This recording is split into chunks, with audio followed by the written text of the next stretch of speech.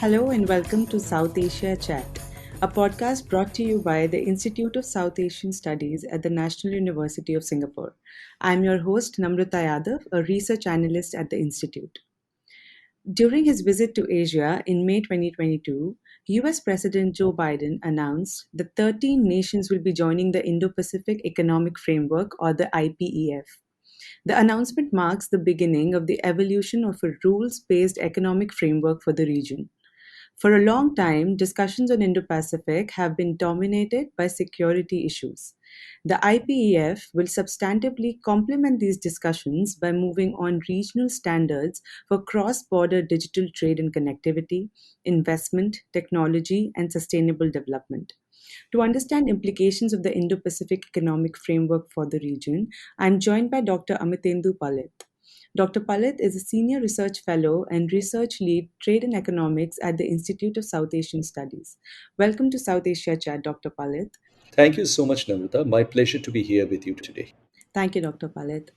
So I would begin with asking the IPF has an interesting list of participating countries with members of ASEAN, India, and advanced OECD economies. Do you think the nature of member countries will amplify economic potential of the IPEF with countries such as India and Thailand? Moreover, what will strong Southeast Asian presence mean for relations between South Asia and Southeast Asia? Thank you, Namrata, for asking this question. I think it's a very important point to understand the economic and geo-economic significance of the Indo-Pacific Economic Framework that was announced. At the outset, what we see is that we had 13 economies which were in the first list of announced members of the framework. Subsequently, we have had an entrant from the Pacific Islands. Fiji has joined. Now, even though Fiji is small, the total economic size of the grouping is around two-fifths of the world GDP. And it is noticeable that we have strong economies in this club. There are four economies from the top 10 economies of the world. We have Korea, Japan, the United States, and India in this club. And we also have the prominent ASEAN economies. We have Australia, New Zealand, in together. I think it's a very interesting combination of economies where one comes across the advanced OECD economies, which are, of course, the high income ones. There are the non OECD high income economies from Southeast Asia, and at the same time, there are also large emerging market developing economies. There is no doubt about the fact that this is a formidable economic bloc. And I think when one looks at the market size, when one looks at the population size, and most importantly, when one looks at the degree of institutional development across these countries, I think there is little doubt about the fact that when one focuses closely on the IPEF agenda, and compares it with the degree of institutional development that one gets to see among its members, it's a well thought out decision. And it will be possible for the IPF to actually move quite closely on its agenda through the group of economies that it has assembled. And to that extent, this has begun on a good note. And one hopes that in the months and years to come, the grouping will be able to considerably achieve the kind of aspirations that it has. All right. I mean, given what you said about the agenda of the IPF, I would like to ask you if, considering that the IPF does not promise greater US market access and does not talk a lot about the enforcement mechanisms, how effectively will the IPF actually lead to economic results for participating countries, and will it actually help US boosted its position in the region? I would first point out that I think this has been one of the important elements, a distinctive feature of the IPEF, that it really hasn't begun declaring itself as a conventional free trade agreement, because any free trade agreement with the United States as a part of that free trade agreement, or for that matter, even if it were not there, would have actually proceeded on the basis of what we typically describe as reciprocal preferential accesses into each other's markets. And that would have meant drawing up a long list of items on which there would have been back and forth negotiations of the tariff cuts and the degree of market access that each country is willing to give to the other. There's no doubt about the fact that the United States is the biggest market in the world, and there would have been this extremely appealing prospect on a large number of IPEF members to get that preferential access into the US market. But I think the fact that the IPF did not take that path is a welcome sign because of the fact that the IPF has, by not walking down the road that it could have, it has decided to declare a very clear intent that its focus is not on tariff based market access liberalization. Its focus is on something different. And I think that's an understanding which will remain with this grouping for a long time, because typically what happens is that even in a large number of free trade agreements, there could be very exhaustive, very deep announcements of tariff cuts. But even those tariff cuts do not yield sufficient market access to all member countries, and do not, in the end, generate as much of trade and investment as expected, because there are other problems that come in the way of free flow of goods, services, and investment, and standards is one of the most important ones from them. Now, typically, we talk about standards when it comes to testing and certification and quality of goods and products that move across borders. The IPF, I'm not saying is not going to engage in that. It clearly will, because one of its main items of focus is resilience of supply chains. And when it looks closely into the resilience of supply chains, certainly it's going to come into the question of standards of components and inputs that are into supply chains. But most importantly, I think the intention here is to take on and go into a process of rulemaking into those areas which are the newest areas and the biggest challenges that are coming up for international trade. And I would specifically refer to digital trade, digitalization, and trade which is going to essentially try to achieve the goal of sustainable development. Now, when these subjects are taken up, I would argue that there is no free trade agreement, or in fact, for that matter, no economic partnership agreement in the world today existing as of now, which really has looked at these issues comprehensively. We do look at FTAs, which has chapters on digital trade, for example, and there are some efforts to come into close standards on digital signatures and so on and so forth. But I think what the IPEF, at least in terms of intention, is trying to do is try to go much beyond this entire little question of trade facilitation through digital signatures, but it's actually trying to establish a system of seamless digital connectivity which would ensure efficient delivery of services and also goods through those processes, and in the process enable and make the institutions of good capacity. So when one looks at a subject like e-commerce, for example, there has to be certain common standards for e-commerce for cross-border delivery, and there is no denying that e-commerce is going to be the lifeblood of future trade. When one looks at the bigger question of digitalization in the connection of e-commerce, one looks to look closely at a question of digital payments and cross-border systems. Connected to those is the question of data transfers and data localizations. And in a somewhat broader sense, when one considers sustainable development, it's not just a question of focusing on renewables, but also taking a very close look at how clean technologies can cross borders and what are the kind of standards that come into their application. My sense is that down the line, there are efforts in which countries like Singapore are involved, like the Digital Economic Partnership Agreement, which are going to be looked at much more closely by the IPEF for picking up baseline standards. There's going to be some existing drawn which is going to be drawn up in that regard.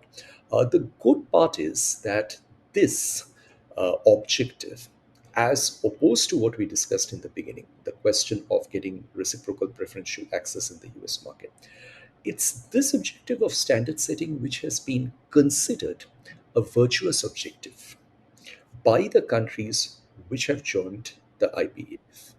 The very fact that so many countries have been able to join IPEF is a vindication of the fact that they are very serious about the question of standard setting and rulemaking in the region. And finally, Namrata, the question that you raised, I think the IPEF and by underscoring the US leadership in this initiative firmly marks the return of the United States to rulemaking of trade and business in the region. I think the US had vacated the space when it walked out of the Trans Pacific Partnership, the first executive decision that President Trump took after assuming office in January 2017. But since that time, there has been this vacuum which has been existing in the region that the United States has not really been around as far as trade and business and commercial rules are concerned. It's not a part of the RCEP, it's not a part of the CPTPP. The IPEF finally is a forum through which it is able to come back, and it is able to come back and contribute in the areas where it has the decisive comparative advantage in the areas of digital trade, in the areas of clean energy, in the areas of technological growth. These are clearly the areas where the United States enjoys a strong comparative advantage, and it will be in a position to play a leadership role in this regard. That brings me to the next question about, like you mentioned, the new areas of international trade. So clearly, the US, with the IPF plans on regulatory frameworks in trade, including digital trade, which remains an area where India, which is one of the major players, participating countries in the IPF, has continued to not engage. Issues such as data portability and localization remain sensitive in India. So, what must India keep in mind while maneuvering through this aspect as part of the IPEF? Again, an excellent question. I think the IPEF is among the various distinct features that it has. One of the distinct features is India's presence in the grouping. And much as the US had left the TPP and vacated its space in the region, India also did something similar by walking out of the RCEP and kind of voluntarily withdrawing from a role that it could have played in regional rulemaking on trade.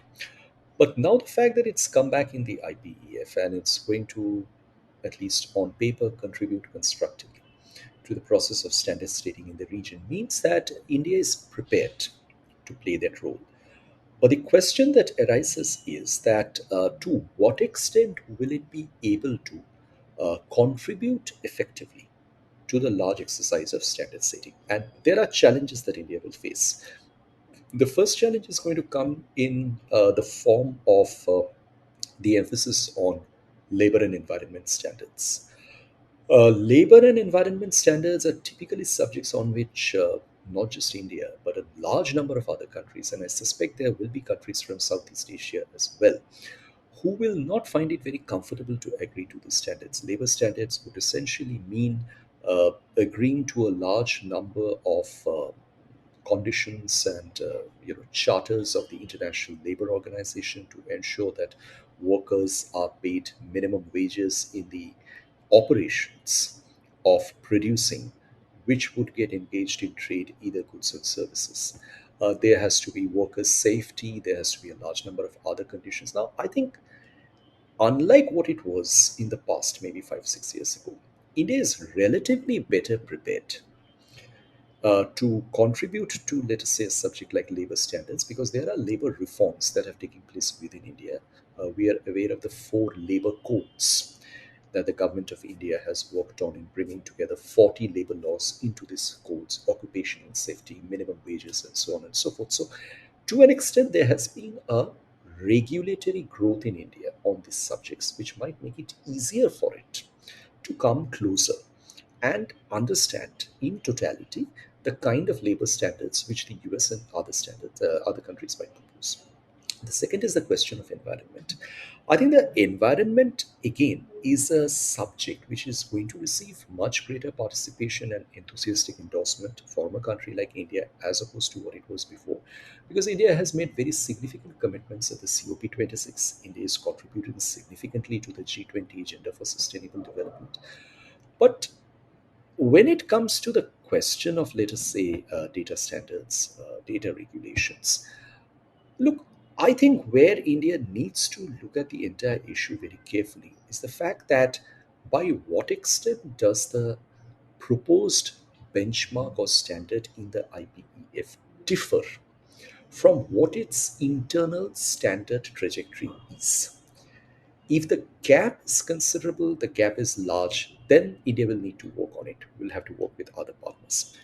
To an extent, this exercise will become simpler if the IPEF does not insist on binding conditions and on strict enforcement. If it is able to allow exceptions, if it is able to allow flexibilities to individual economies, I think a country like India would very much welcome that. The simple reason being that there's always going to be a gap between the speed at which regulations mature between the various economies.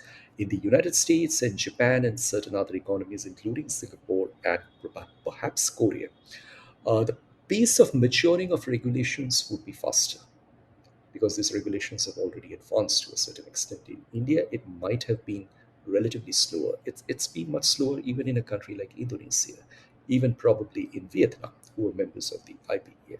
So I think there has to be a realistic understanding of the differences in capacities and the character of the trajectories at which the regulations are moving across these various work pillars of the IPEF.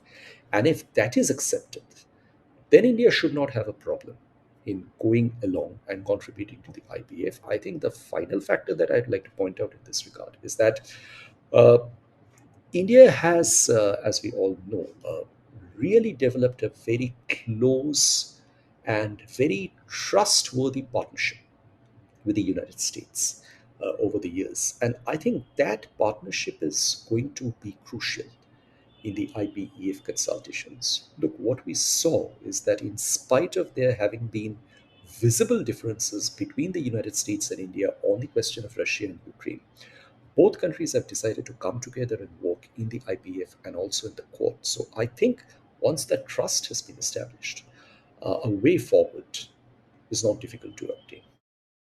That brings me to ask you the question about India's readiness for the IPF, and what do you think motivated India to be a part of the IPF in contrast to its recent attitude towards multilateral agreements, like you mentioned, the RCEP.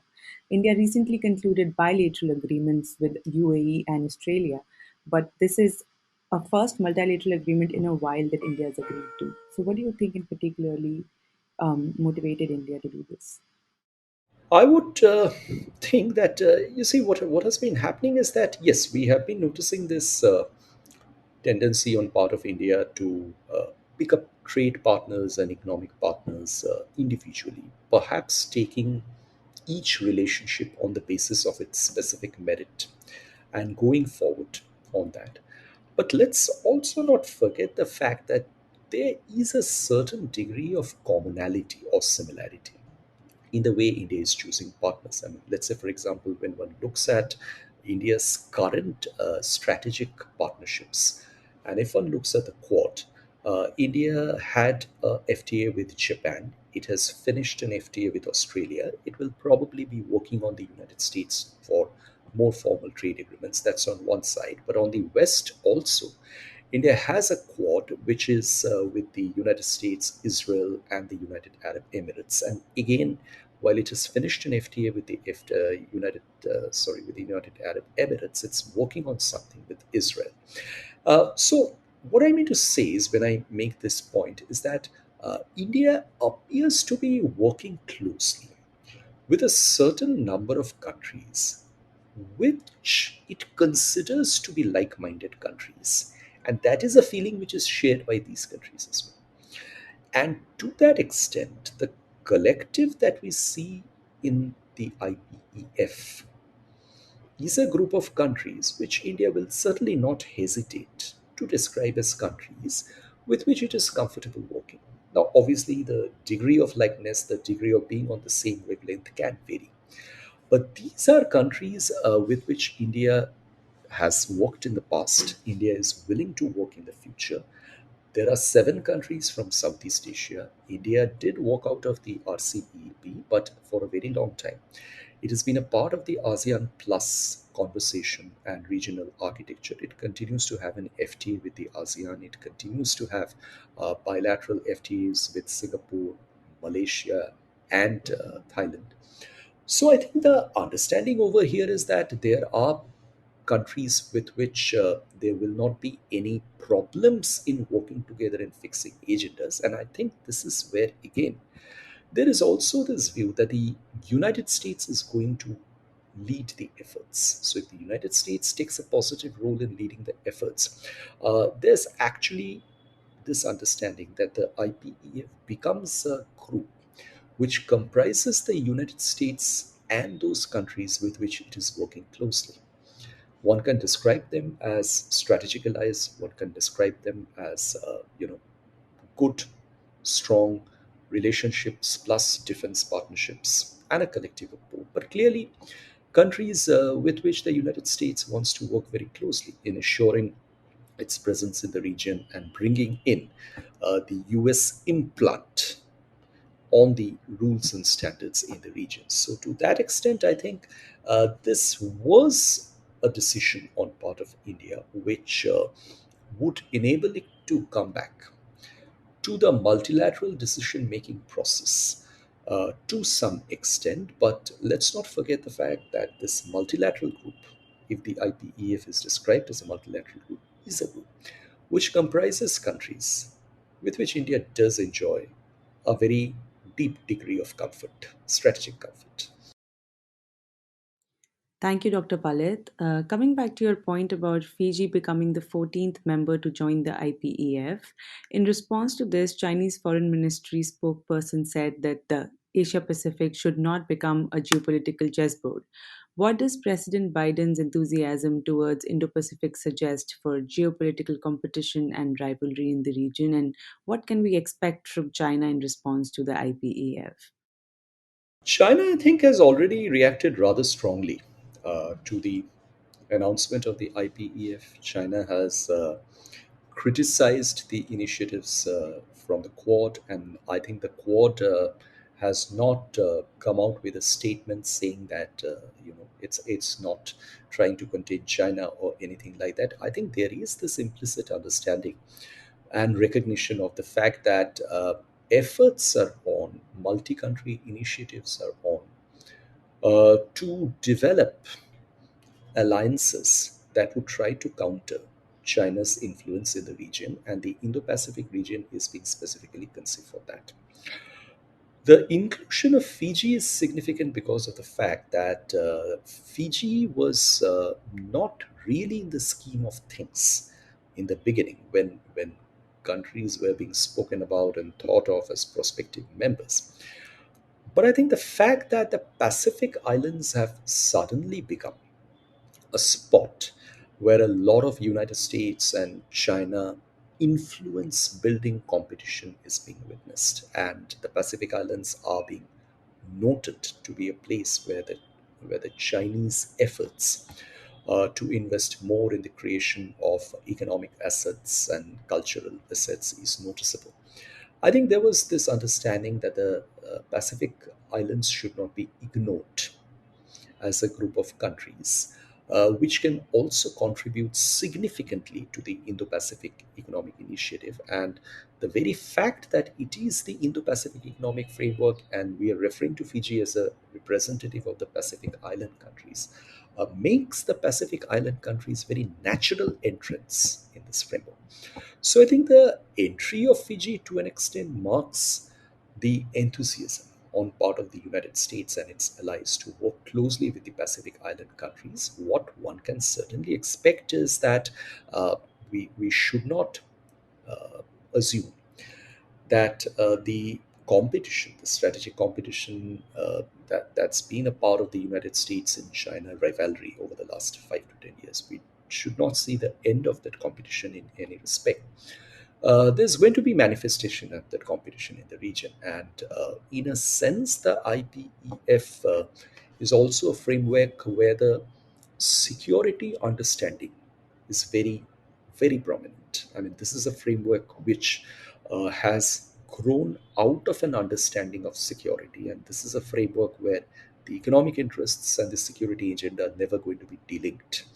And one of the examples of that is this particular specific geography of the Pacific Islands. So I think we will continue to see various edges, aspects, elements of the manifestation of the US China rivalry, and it might just be the Pacific Islands coming up in the future months, which might see more intense action in this regard. Thank you for sharing your insights, Dr. Palit.